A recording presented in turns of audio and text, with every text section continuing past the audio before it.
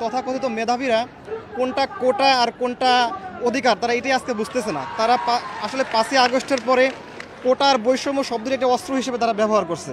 সেটা কীরকম দেখেন, বাংলাদেশের যে কোনো নাগরিক যদি কারিগরি শিক্ষা বোর্ডের আন্ডারে 4 বছর মেয়াদী ডিপ্লোমা ইন ইঞ্জিনিয়ারিং এই কোর্সটা কমপ্লিট করে প্রত্যেকেই এই 10ম গ্রেড টেকনিক্যাল পদে আবেদন করতে পারে, কিন্তু সেখানে তারা এটাকে কোটা হিসেবে সাব্যস্ত করছে। তারা এই মিথ্যাকে একটা সত্য হিসেবে প্রতিষ্ঠিত করে ফেলতেছে বিভিন্নভাবে তারা এটাকে।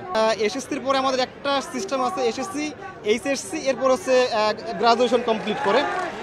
সেইখানে আরেকটা প্যাটার্ন হচ্ছে এসএসসি তারপর ডিপ্লোমা তারপর গ্রাজুয়েট কমপ্লিট করে।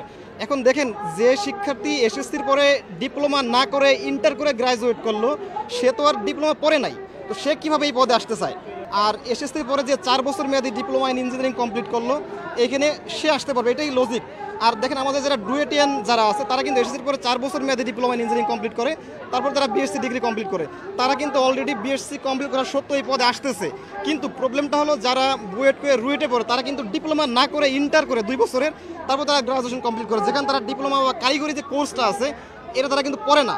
তো তারা সেটা না পড়েও এই পদে আসতে চাচ্ছে। এটা আমাদের গেজেট আছে, আমাদের প্রজ্ঞাপন আছে, সব কিছু আছে। তারপরেও গভর্নমেন্টের রুলস ব্রেক করে একটা শ্রেণী দেশকে অস্থিতিশীল পরিবেশ তৈরি করার জন্য আমাদের বিশ্বাস এই কার্যক্রম করছে।